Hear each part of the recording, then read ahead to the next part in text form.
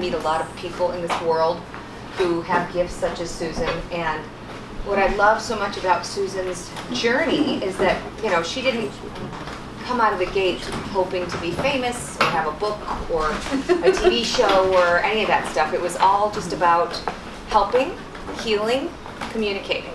And from a very young age, you've had this ability. So share with those who don't know the story of when you first saw your first dead person in the library. Because that doesn't happen a lot. Well, it's funny because it's actually the first dead person who showed me they were dead. Okay. I didn't know the difference. Okay. Okay? So you're a child, and that's why I'm a big advocate for children.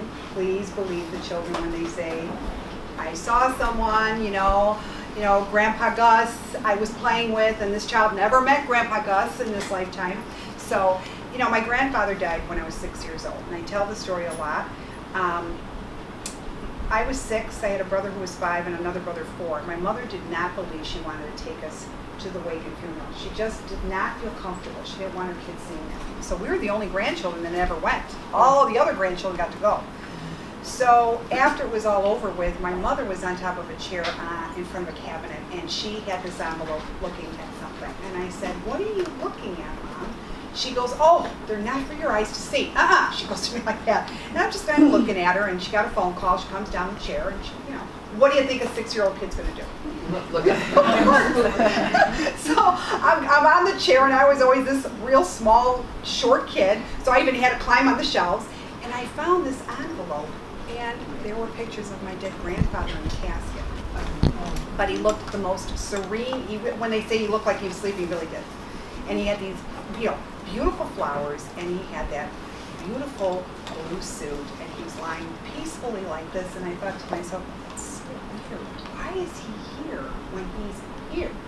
So that was the first time that I made the connection of passed on to the living. Mm-hmm. So before that, I always saw that. I just didn't know the difference. So for us, if we have a clear understanding of knowing what's dead and what's not dead, like for those who don't have this ability, how can we tune in and open it up? Because I know a lot of people are here because they've had a sudden loss, there's some extreme grief happening. Mm-hmm. I've met a lot of people like you where this gift didn't show up until much later. Mm-hmm. One woman at 45 is in the carpool and she's hearing whispers in her ear, call Gus or call Joe or whatever, and she's like, what the heck? I mean, right. And I call her like the foul-mouthed psychic, because every other word is the F-bomb. But, the reluctant foul-mouthed psychic. But basically, if this happens for somebody later in life, then they can learn to try to work with it. But if somebody is not showing signs that this is happening for them, how can they try to open up that line of communication so they don't have to be dependent on every visit that Susan has? As much as I love that you're here, for those that can't wait till September, what can they do? Well, it's a great question. And a lot of people will come to me and they feel very stuck. First thing I always say is, what brings you here to see me? Because everybody has a different reason. So I want to address it in the right way because I think it's important to ask that question. Most of the questions, it's usually about direction or if they've lost somebody. But then I'll get a lot of people that'll say, you know what, I don't know. Something just brought me here. Or I'm stuck. I'm at a crossroads. And I'll look at them and I'll say, hey, I got it. So we'll start talking and then boom, boom, boom, boom, boom, things come out. But here's what I tell everybody. If you want to be connected to the spirit world, you have to be connected to spirits in general. And I'm not talking about your loved ones. I'm talking about your angels. And I'm talking about your spirit guides. And I'm talking about archangels. I just got through doing a video on YouTube. Producer Travis is right there, and we do them and we knock them out every month. And one of them was about how do you get in touch with your inner self to talk to spirit. And here's the thing that I say. When you are open and you pray, you don't start to pray when you need something. Praying should be every single day. And when I say that, it should be a life change. You have to put this into your life. When you do that, all of a sudden, your pathway is open. Every single person I have shown how to do it, they've all emailed me and they said, oh my God, I got the job, I got this, everything's falling in place because now you understand the power of God's extensions. God put these in extensions for a reason. You know, everybody says, well, I'll pray to God. You can pray to God, and I love God. But God, I say, has helpers like Santa Claus with the elves. The angels, the spirit guides, they're extensions of God. So it's okay to pray to an angel. It's okay to pray to the archangel. Whatever you feel comfortable with. Your angels. We all have them. I have people that'll say, do I have any angels? Do I even have angels? Oh my God, I said, yes, you do. Everybody. We all have them. And sometimes our angels are not our dead loved ones. Like, those are our dead loved ones. Angels have never been human. Thank you, that's what you say. Angels have never been human. No, they're from God. They're magical, mystical creatures, but they are from God. Now, angels can come in a human form. This is where people get that mixed up. But they have never been human. Okay, spirit guides, on the other hand, can. They have been human. And then we have what's called a level of incorporeal beings. That could be a guide coming to you at a specific moment that's a very high up archy.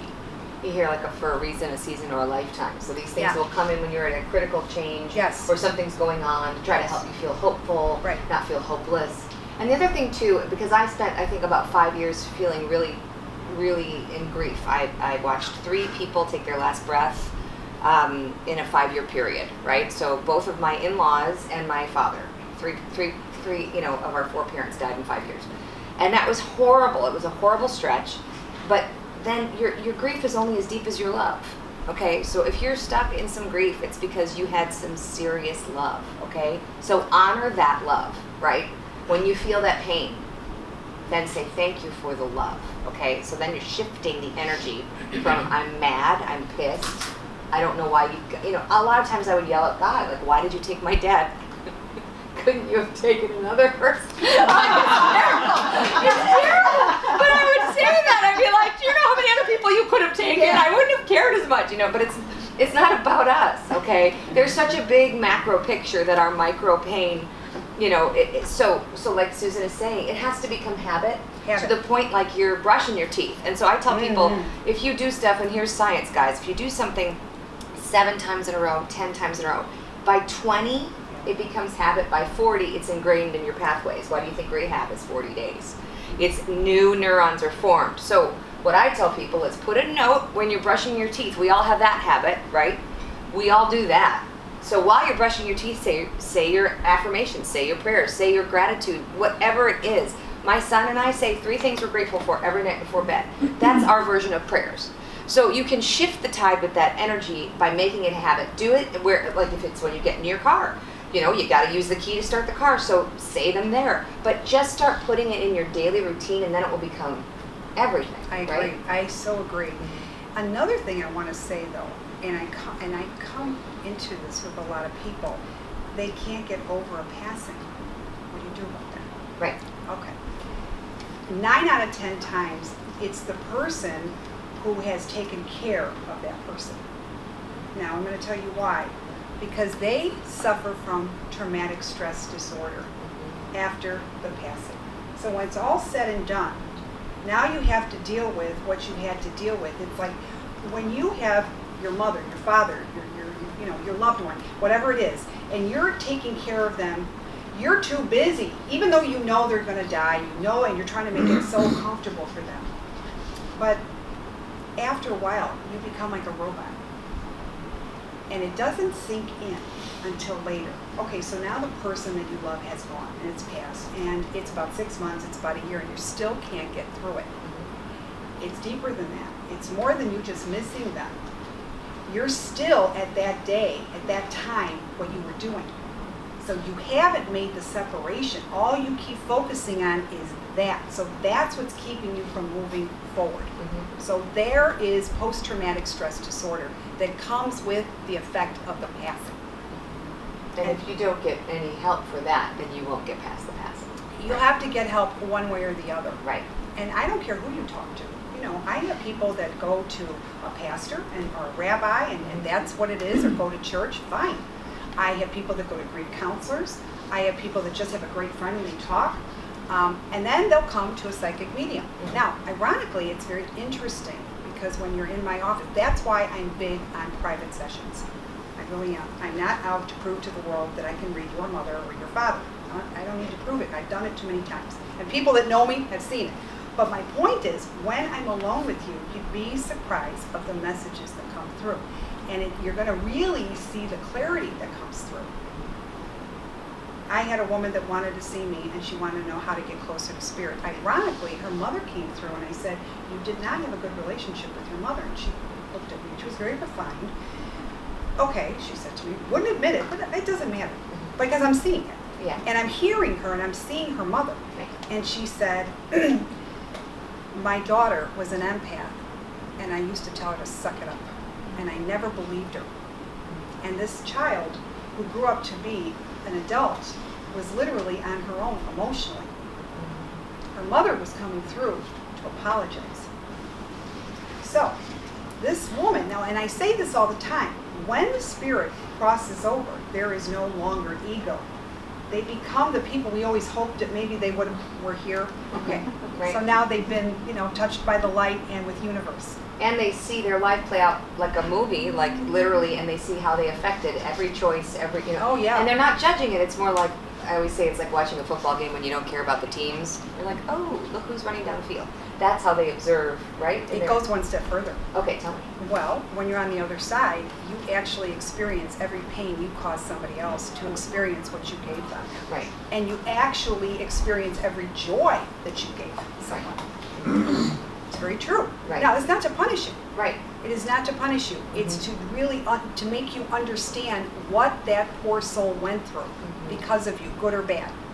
Which is why everybody needs to understand how important it is to forgive. It doesn't mean forget, right? You're not condoning terrible behavior or rape or murder, but to forgive and let it go without firing back hate.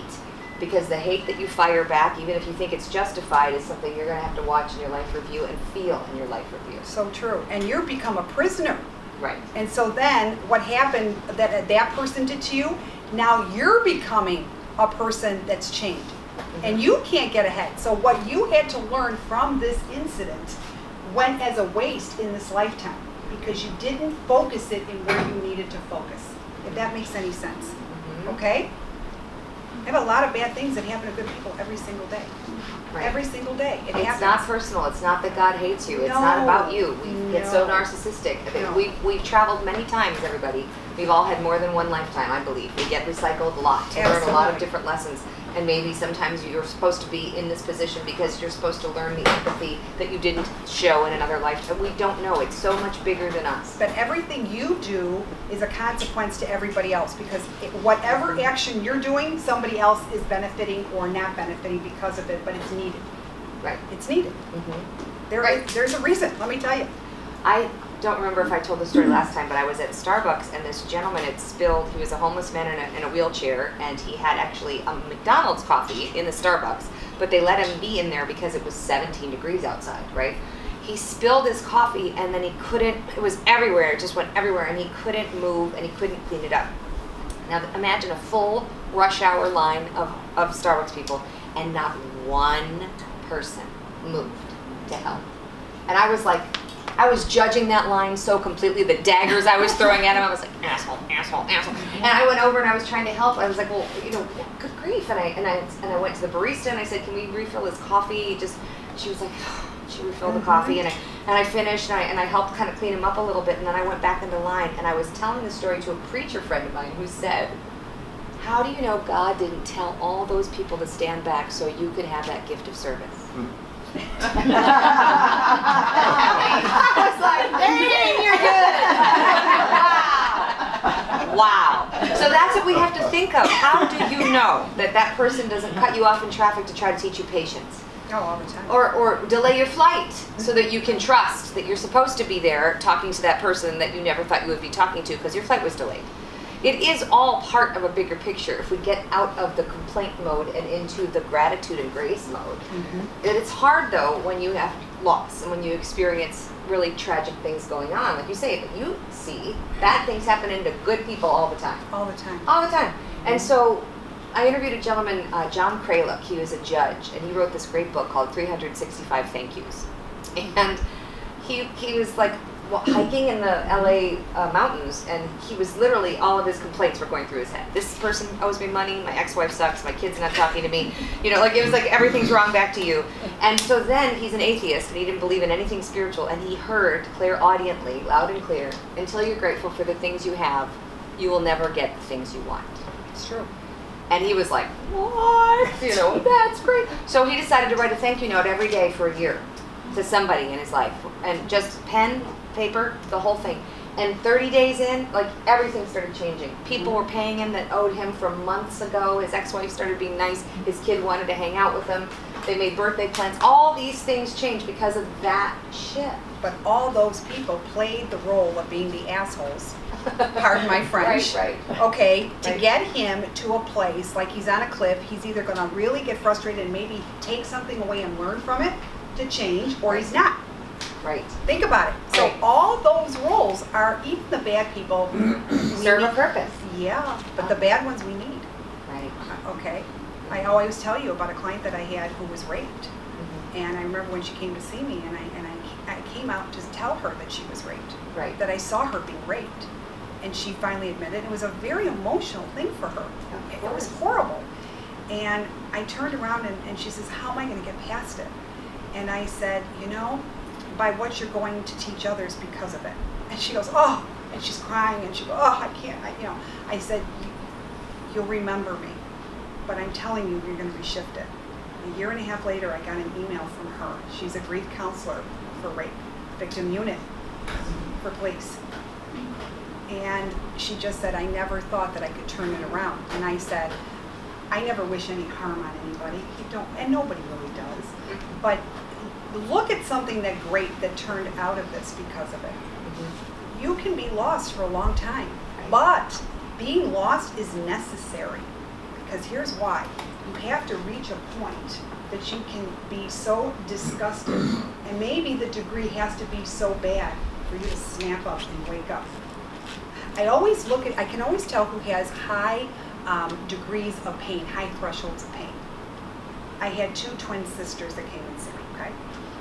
And very pretty women, and one had money, you could see it. And I did her for an hour, and she was wonderful. And then I had her sister, and you could see she was a little tired. She had a tougher life. I can sense that. So I said to the lady who had the tougher life, the sister, I said, you have a wonderful sister. She goes, oh, she's the best. I love her. So we sat down, and we're talking, and she goes, I have a question. And I said, okay. She says, I love my sister, and I'm not jealous of my sister. But why does things come so easy for her? And I looked at her. She goes, you probably don't know the answer. I'm just venting. And I said, no, I think I do. She goes, do you? I go, I think so. She goes, why? I said, because your threshold of pain, physically and emotionally, is quite higher on the Richter scale than your sister. That's why your sister doesn't take much, and this is why things don't happen to her. You take and you take and you take. You're the divine humanitarian, you're the caregiver. So guess what? The degree has to be so bad to grab your attention. She says, you know what? You're right. I go, I can always tell who's got the high threshold of pain by how much they've endured. So what is it teaching you? Your limits and your balances to say no. And that's where we have the hardest time, because yes, we should always do the right thing. But if it comes in the way, in a price, in a deeper level that's changing you, that's another form of being stuck. Every time you're saying yes to something you don't want to do, you're taking on responsibility that wasn't yours to begin with. And I say this all the time. So gearing in your limits, that might be your sole purpose of what you need to learn in this lifetime. So if you keep hitting the brick wall, it's because your angels are saying, get up, pay attention. Right. I say you give to the takers who give back. You don't give to the takers that give nothing and leave you like that. Like a black hole. Exactly. And we all do this. So I just last night, I had a relative is that on her headstone it would say, I'm sorry. Here lies Shawn Bernstein. Because everything that comes out of her mouth is, I'm sorry. Before she even says, I'm sorry. Like she's not even, what do you mean? For what? She hasn't done anything. For what? She's sorry for existing, basically. Like, I'm sorry. For the stuff that I'm going to do to you. Right. So last night we were in my refrigerator and I dropped a tea on the floor and it splattered all over my kitchen. It was like a cartoon. It just went like spinning and it just kept going. It was like, and it got on everything, every wall, every chair, everything. And she goes, I'm sorry. I'm like, I did this. If you're sorry, you have to help me clean it up because I'm going to ask you, then okay. But don't apologize. You didn't do this. How much she's taking on? She took it on. And Okay. so what is so funny though is that I have a friend who's actually getting counseling right now for PTSD, and there's an incredible program over by Old Orchard that he was telling me about that didn't even know existed. Okay. His father committed suicide when he was in high school. And he is now a almost 50-year-old man, and he's a parent, and he just wants to get this under control. He's been going to therapy for his whole life, different therapists. It hasn't felt like it's really fixed it. And I'm like, you need Susan and some energy work, but don't get me started. So he doesn't want to go there with me. He wants to really do traditional kind of therapy. But one of the things that they tell him to be aware of is how many times we say, I'm sorry, for nothing. And I was with him, we ordered a drink, and I asked for a Tito's and soda with a splash of cranberry, and they didn't put in the cranberry. And I go, oh gosh, I'm so sorry, but could you please put, and he's put his hand up, he goes, why did you say you're sorry? That's what you ordered. Don't apologize. Right. And so I said, so he goes, he pulls out his notebook and then he writes down like the example of how many he sees in a day. If we did that just to see how many little coincidences we'd see in a day or how many I'm sorry's, like we really can become more aware of it and change the behavior. So think about your day and how much negativity there is, how much apologizing there is, how much blame there is, how much lack of forgiveness. Is there joy? Is there laughter? We need to tip the scale. And so what this therapy program is teaching my friend is he has to take note of all these things so that he can look at it and make an assessment. Am I spending any of my day in joy? Am I mostly apologizing during my day? Yeah. Am I enraged during my day? Like, what's going on? You have to take these tallies. Otherwise, you're going to be sitting in Susan's office going, I just can't get past it. Because you're not allowing yourself to pass. Right. You're not allowing it, and that's the thing. There's your blocker. Mm-hmm. We are our own worst enemies by our blockers. Right. Okay.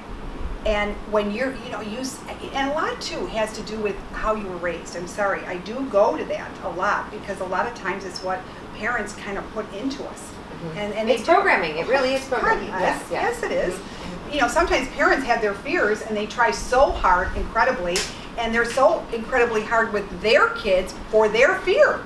Right.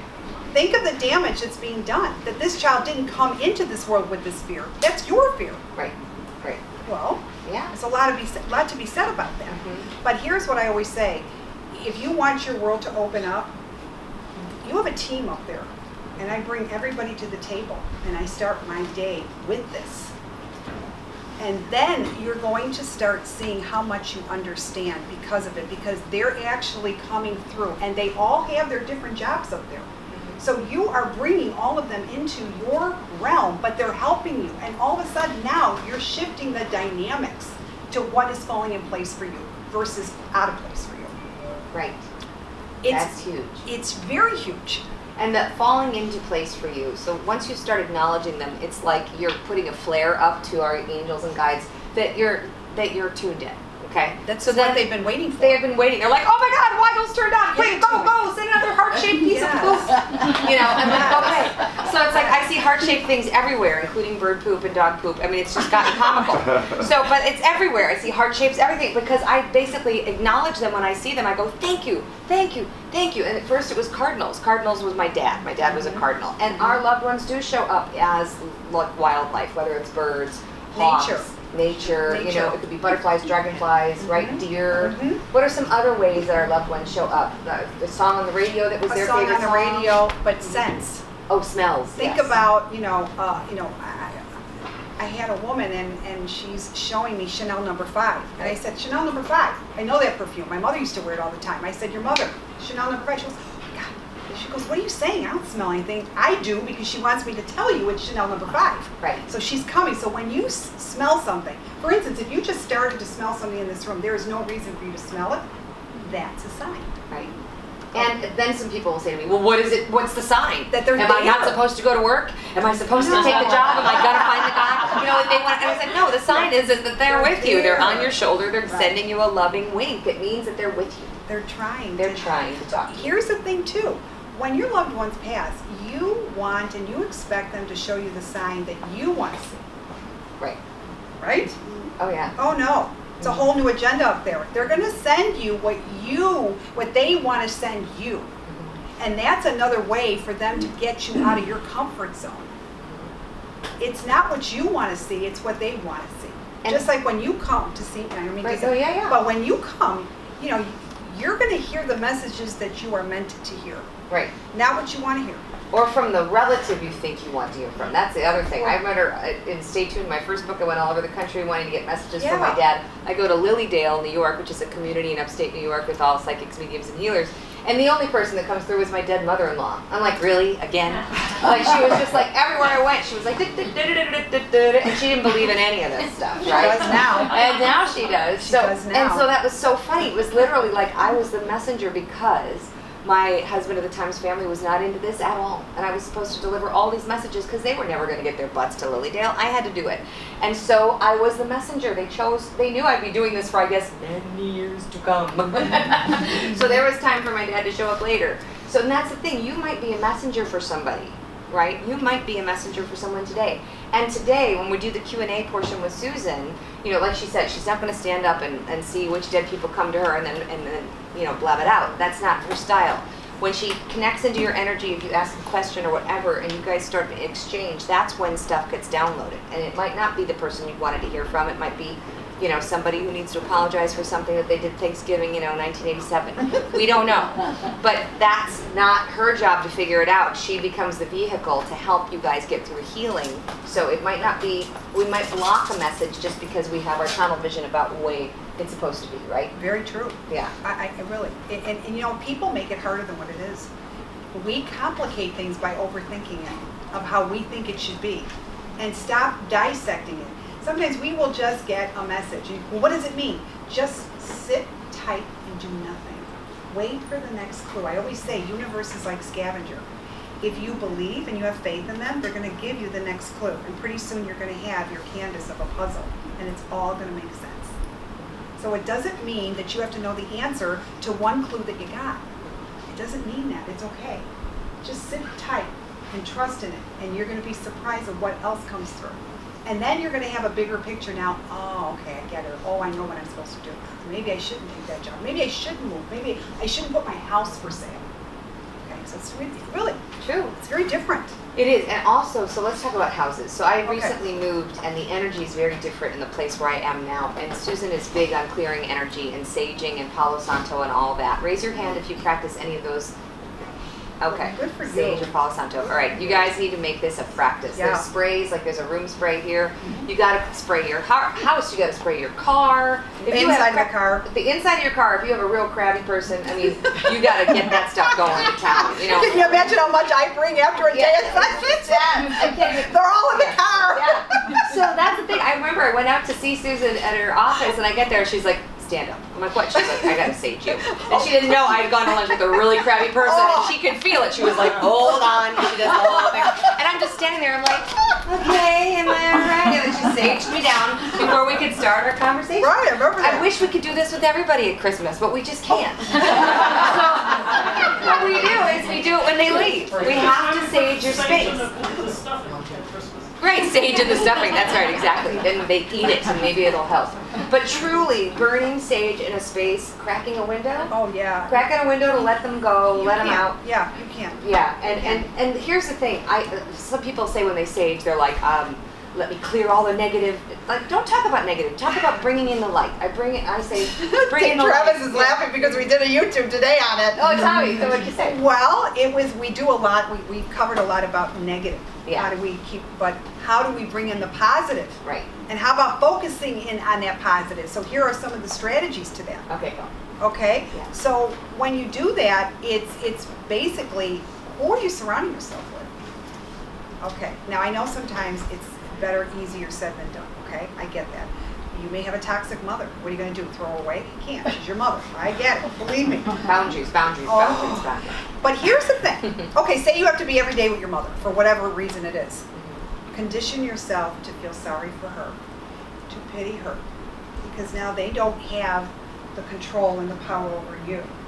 When you pity somebody and you actually have empathy, where is that leaving you? All of a sudden, you just come up and you're saying, God, I really feel bad for them. They have no more power. So if somebody is very toxic and is very verbal, what you need to say is to yourself, don't take it in, just let it out and say to yourself, if they knew better, they would say better. And you know what? They can't. So you have to feel sorry for them. You can't take it personally. Shift it. You know, everybody has this thing, well, you know what, that's not the way a mother should be. That's not the way a mother should treat her daughter. You're right, it's not. But guess what? Maybe in a pre-birth assignment, this was not your mission. And you signed up for all these roles. Now you have no memory, no conscious memory of it. Because if you did, you'd be cheating. Okay, but you did sign up. Maybe your job was to give your mother the opportunity for soul growth to get it right, and you being the person so loving. Now, say she's failed miserably. Your soul contract is really over with your mother. You could still be her daughter and still do for your mother in this lifetime, but in a soul growth contract, you're done. Your mission to get your mother there is done. That's it. Now, you're released, you're free.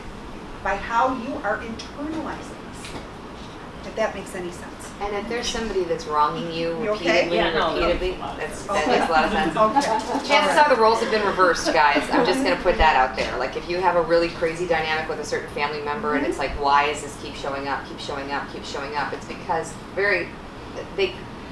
this guy I recently interviewed and I've done here, Ken the Carpenter, a gentleman who was struck by lightning who is now a healer. He says that if somebody is actively trying to come at you, it's because karmically they feel justified to do so.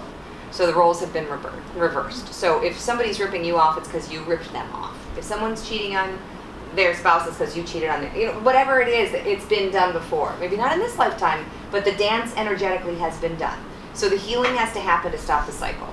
And the only way the healing can happen is through the forgiveness and no longer resenting. Because then you're playing tennis over back and forth and just keep hitting it back. And removing yourself inside you. I can have you next to me. And if you're a terrible person, it's not playing the game, but if I have to sit here and okay, I can sit here and everything, but you're not going to get to me. Right. Because I'm not going to allow it. Right. Done. Right. Go to the grocery store. Go help your sick mother. She's not going to say one good thing about you. She's going to maybe criticize you on everything you didn't do and you didn't buy at the grocery store and say, okay, now go. Done. Why are you internalizing her? Because it doesn't matter. And I say this. Sometimes I will get mothers especially, poor mothers are getting beat up today, but sometimes I get mothers that are so jealous of their daughters, and daughters will say, why? And I say, because maybe you're a constant reminder of what they are never going to be. Think about that. And they know they can't be that way. Right. And things that they didn't do, right? A reminder of what they didn't do. You know, you and I could be dealt something. The same tragedy, and you and I will probably take it in different ways. Right. Okay. Right. So maybe that mother, whatever she went through with her parents, and they didn't treat her good, it really crushed her spirit. But now this mother gave birth to a daughter, and as bad as she treated this daughter was strong enough to emerge and find herself. Right. So, yes, we could be dealt this. It's like reading a poem, okay? You could read a poem, and everybody here will take it in a different meaning. Think about that. It's a different interpretation. Right. That's why when I look at the Bible, and I'm not against the Bible, if you read it, that's great. Right. I'm not about religion.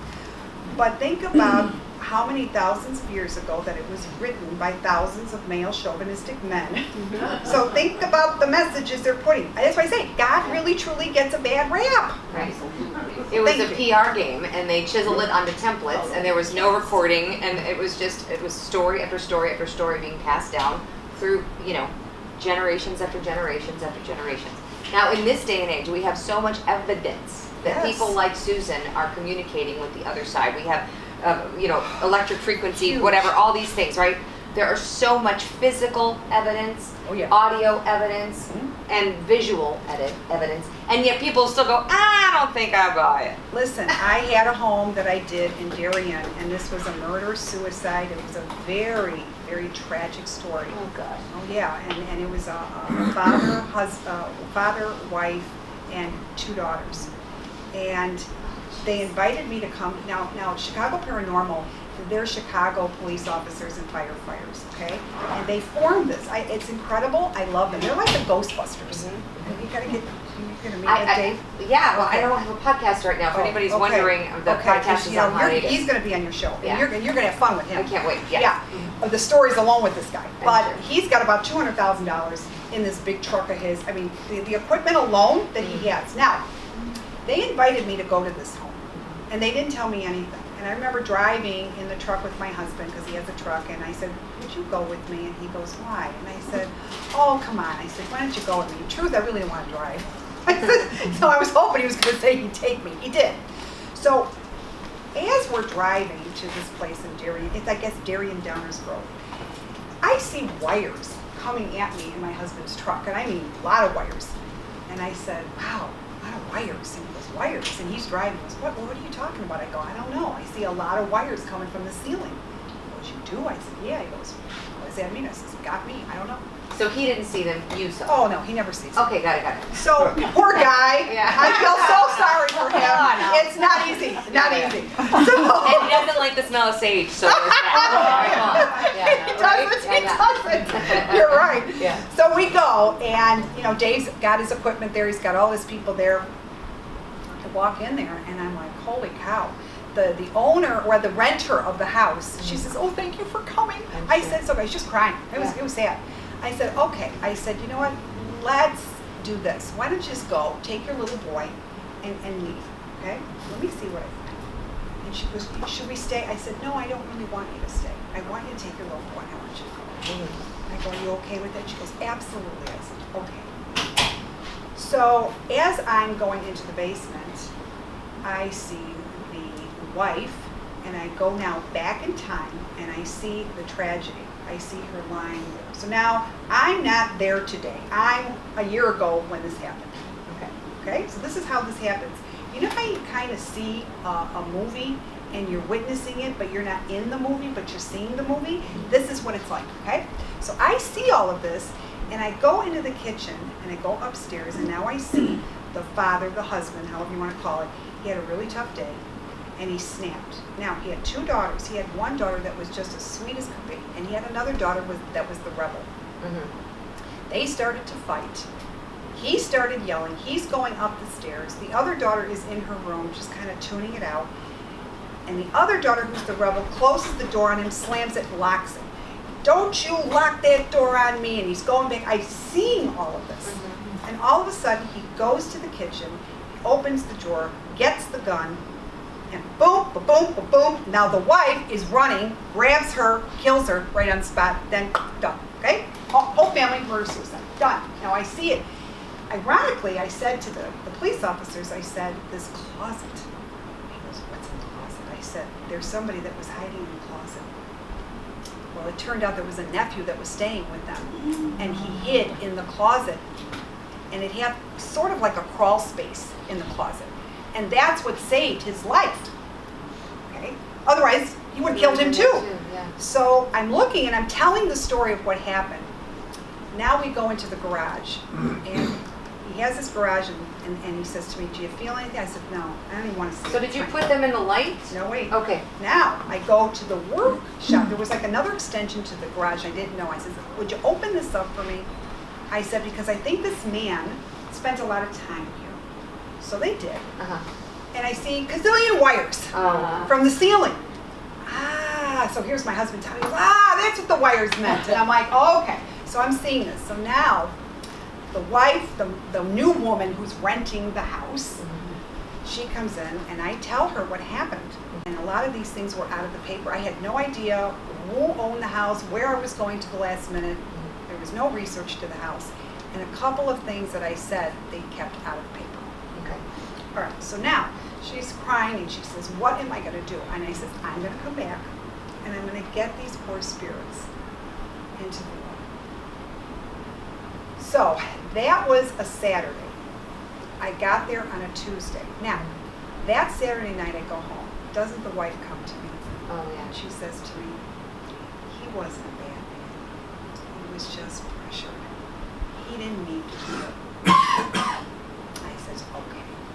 And she says to me, I'm willing to go. And And he says, okay, good, that's a good sign. She can't hear you. Yeah. I'm willing to go. The wife said that, who had passed, okay? She was willing to go into the light. So I said, okay. Next night, the man who committed the suicide comes up to me and he goes, I'm going to trust you because I don't want to go down there, he said to me. I go, there is no down there. And he said, you sure? I said, I'm positive. He goes, you sure? I'm trusting you. I said, I am. He goes, all right, take me now. And I said, no, I'm going to take you with your family together. And I'm going to go to that house on Tuesday. Sit tight, you've got another day.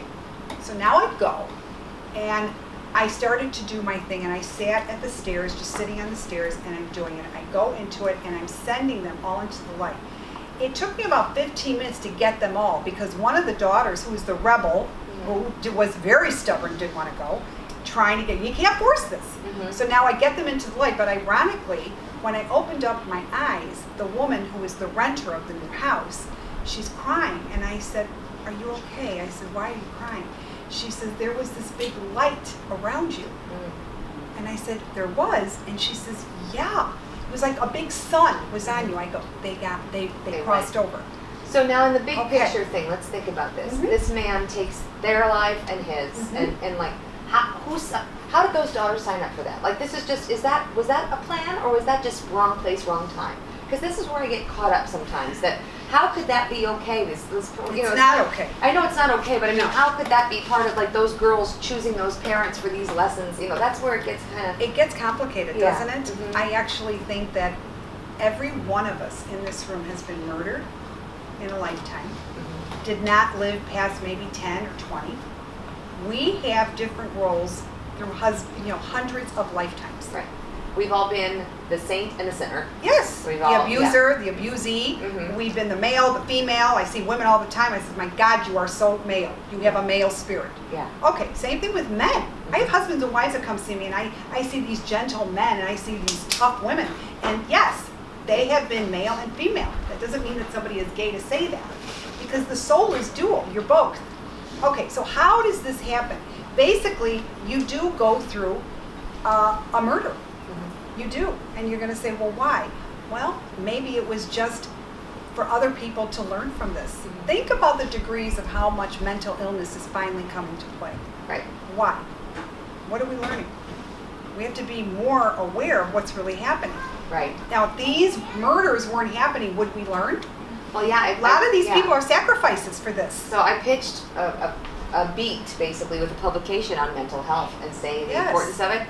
They were like, nah, we'd rather cover food right now. And I was like, okay, well, I could do that too, but I really think mental health, we're in an epidemic. Well, that week, Kate Spade and Anthony Bourdain gave 1 week. There you go. They called back, they're like, okay, I think you're onto something. You know, I mean, You it's are. like, You are. why does it take these two, you know, and that's the thing. Okay, so wait a minute now. Yeah. Kate Spade Right. and Anthony Bourdain. Okay. Yeah. Because of this, look what you got. Well, I haven't gotten anything You yet. will. I'm saying. You will, but my point is now they're paying attention. Right.